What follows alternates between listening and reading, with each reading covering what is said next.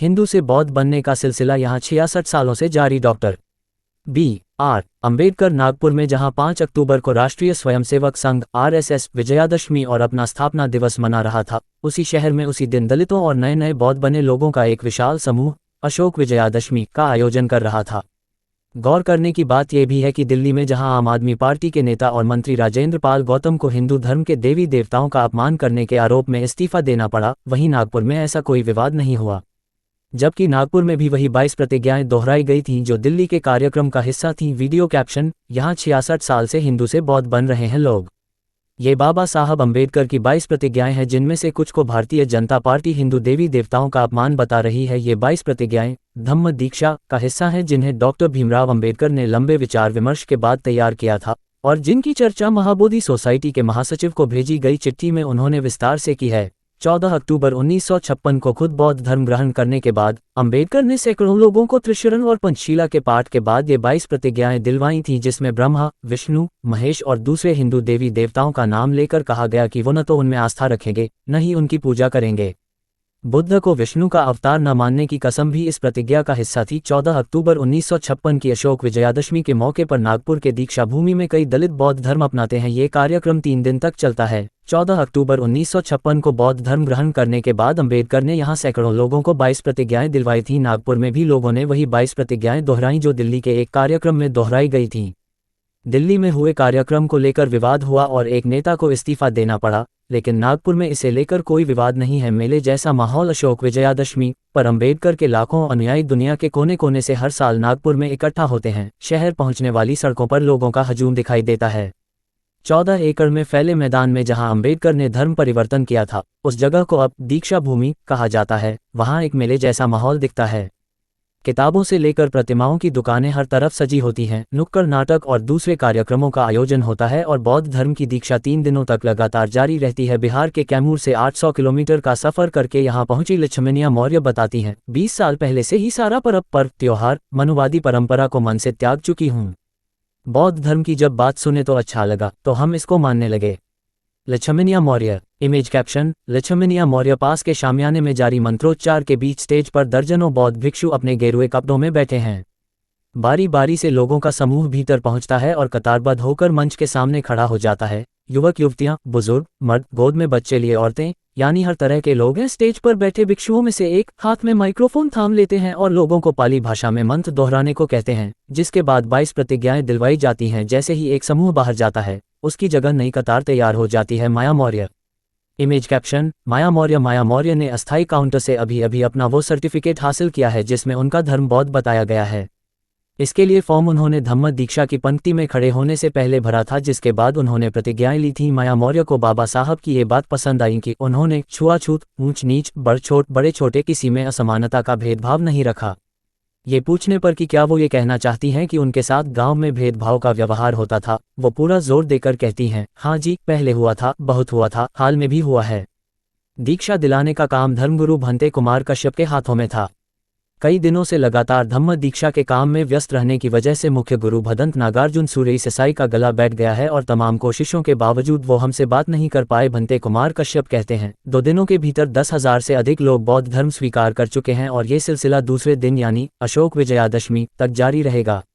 पिछले 25-30 सालों से धम्म दीक्षा देने का काम कर रहे भंते कुमार कश्यप के मुताबिक वार्षिक आयोजन में हर भारतीय प्रांत और विदेशों तक से लोग आते हैं, लेकिन अब लोग अपने अपने क्षेत्र में भी धम्म दीक्षा का कार्यक्रम चलाने लगे हैं। धम्म दीक्षा का कार्यक्रम आप और बीजेपी की राजनीतिक खींचतान। दिल्ली में हुए दीक्षा के एक ऐसे ही कार्यक्रम में 10,000 लोगों के शामिल होने का दावा किया गया था। अरविंद केजरीवाल सरकार में मंत्री राजेंद्र पाल गौतम भी इस आयोजन में मौजूद थे।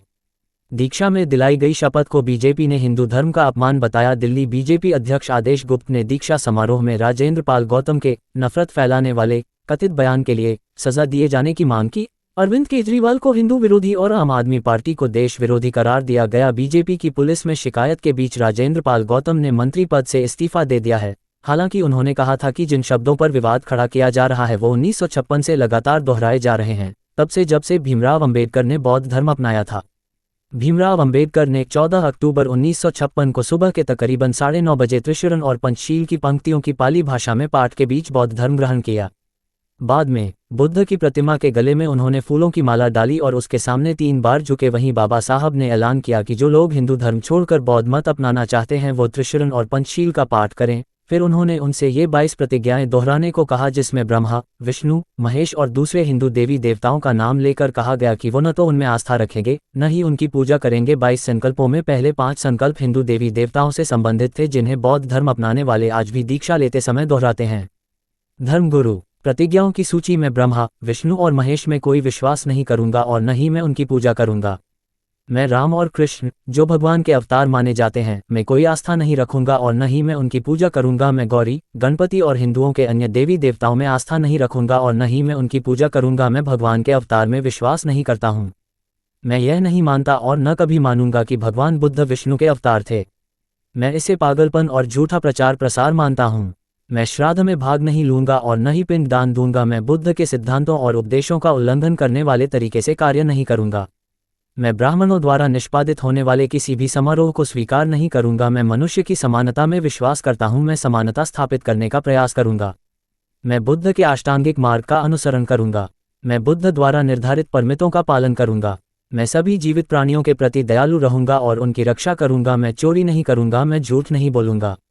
मैं कामुक पापों को नहीं करूंगा। मैं शराब, ड्रग्स जैसे मादक पदार्थों का सेवन नहीं करूंगा। मैं महान अष्टांगिक मार्ग के पालन का प्रयास करूंगा एवं सहानुभूति और अपने दैनिक जीवन में दयालु रहने का अभ्यास करूंगा। मैं हिंदू धर्म का त्याग करता हूं, जो मानवता के लिए हानिकारक है और उन्नति और मानवता के विकास में बाधक है, क्योंकि यह असमानता पर आधारित है, और स्वधर्म के रूप में बौद्ध धर्म को अपनाता हूं। मैं दृढ़ता के साथ यह विश्वास करता हूं कि बुद्ध का धम्म ही सच्चा धर्म है। मुझे विश्वास है कि मैं इस धर्म परिवर्तन के द्वारा फिर से जन्म ले रहा हूं।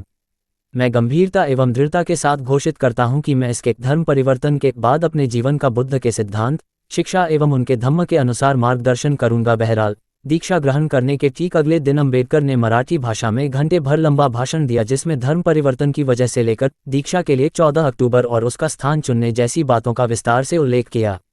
नागपुर को उन्होंने नाग लोगों का गढ़ बताया, वो नाग समुदाय जिसने बौद्ध धर्म को भारत भर में फैलाया और जिसकी आर्यों से संघर्ष की स्थिति रही थी। अम्बेडकर ने यह भी स्पष्ट किया था कि उन्होंने नागपुर का चुनाव इसलिए नहीं किया था क्योंकि वहां राष्ट्रीय स्वयंसेवक संघ (RSS) का मुख्यालय है। RSS के विरोध की चर्चा तब शायद हो रही हो, जिसका जवाब अम्बेडकर ने अपने भाषण में दिया था। आकाश बलवंत मून के दादा उन लोगों में से थे जिन्होंने अम्बेडकर के सामने 22 प्रतिज्ञाएं लेकर बौद्ध धर्म में प्रवेश किया था। आकाश बलवंत मून इमेज कैप्शन। आकाश बलवंत मून शोषितों और दलितों का बड़ा आयोजन। आकाश बलवंत मून कहते हैं, बौद्ध धर्म अपनाने वालों में एक बड़ा वर्ग शोषित तबके से ताल्लुक रखता है। जिस तरह 18वीं और 19वीं सदी में लोग बड़े पैमाने पर ईसाई बन रहे थे, उसी तरह से अब जो शोषित हैं उनको समझ में आ गया है कि बाबा साहब ने हमें जो धम्म दिया है हम उसे ही अपनाकर विकास कर सकते हैं। ये भी सच है कि बाबा साहब अगर नहीं होते तो शायद बुद्धिज्म का ये इम्पैक्ट नहीं दिखता। अम्बेडकर के मन में धर्म परिवर्तन का ख्याल अचानक से नहीं बल्कि दशकों से चल रहा था, और नासिक जिले के येवला में हुए कॉन्फ्रेंस के बाद तो घोषणा पत्र जारी करके ऐलान किया गया कि शोषित वर्ग हिंदू धर्म का त्याग करेगा। दीक्षा के बाद दी गई स्पीच में अम्बेडकर ने येवला प्रस्ताव का भी जिक्र किया, जिसमें कहा गया कि मैंने बहुत पहले प्रण लिया था कि मैं हिंदू पैदा हुआ हूँ, लेकिन मैं हिंदू के रूप में नहीं मरूंगा और मैंने इसे कल साबित कर दिया। अगले वाक्य में उन्होंने कहा, मैं बेहद खुश हूं, मैं गौरवान्वित महसूस कर रहा हूं।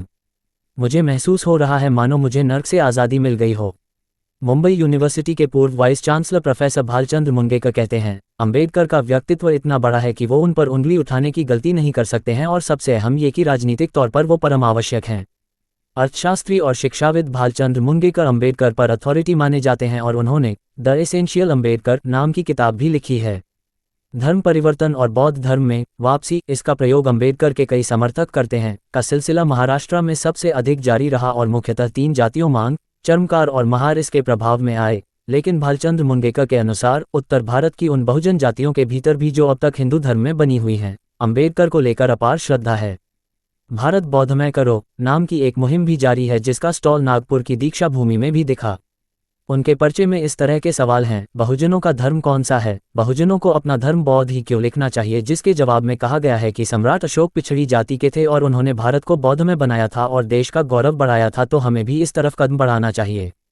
उस स्टॉल पर बैठे हुए राजेश पाटिल कहते हैं, महामारी के कारण अभियान 2 साल पीछे चला गया है, लेकिन हमें इसे और तेजी देनी है। बहुजन मुद्दों पर खास तवज्जो देने वाले आवाज़ इंडिया टीवी चैनल के डायरेक्टर अमन संतोष कांबले का मानना है कि लोग बड़ी तादाद में हिंदू धर्म त्याग कर बौद्ध धर्म अपना रहे हैं, लेकिन एक तो जनगणना में जानबूझकर इस तथ्य को उजागर नहीं किया जाता और दूसरे लोगों में आरक्षण को लेकर भय है। अमन संतोष कांबले कहते हैं, खामोशी की वजह ये हो सकती है कि लोगों को लगता है कि रिजर्वेशन पर असर पड़ेगा, क्योंकि आरक्षण धर्म के आधार पर नहीं, जाति के आधार पर मिलता है। अमन संतोष कांबले। Image caption. अमन संतोष कांबले उत्तर भारत में दलितों की सबसे बड़ी नेता माने जाने वाली मायावती बौद्ध नहीं, हिंदू हैं। हालांकि चंद सालों पहले उन्होंने कहा था कि अगर बहुजनों पर अत्याचार नहीं रुका तो वो धर्म परिवर्तन कर लेंगी। आकाश बलवंत मून के अनुसार बौद्ध धर्म स्वीकार करने वाले दलितों और बहुजनों की सामाजिक और आर्थिक स्थिति हिंदू धर्म में बने रहने वाले उनकी जाति के लोगों की तुलना में बेहतर दर्ज की गई है। साल 2011 के जनगणना के अनुसार बौद्ध धर्म के अनुयायियों के भीतर साक्षरता की दर 81.29% है, जबकि राष्ट्रीय स्तर पर यह 72.98% है। भारत में बौद्ध धर्म का अनुसरण करने वालों की तादाद साल 2011 में 84 लाख थी, जिसमें से 87% लोग धर्म परिवर्तन करके बौद्ध बने हैं। बौद्धों की काफ़ी जनसंख्या उत्तर पूर्वी भारतीय राज्यों और हिमालय के पास के इलाके जैसे लद्दाख में निवास करती है। ये लोग पहले से ही बौद्ध धर्म का हिस्सा रहे हैं। सूचना सिर्फ मान्यताओं और जानकारियों पर आधारित है। यहाँ ये बताना जरूरी है कि यह मेरा वीडियो किसी भी तरह की मान्यता, जानकारी की पुष्टि नहीं करता है। किसी भी जानकारी या मान्यता को अमल में लाने से पहले संबंधित विशेषज्ञ से सलाह लें। धन्यवाद।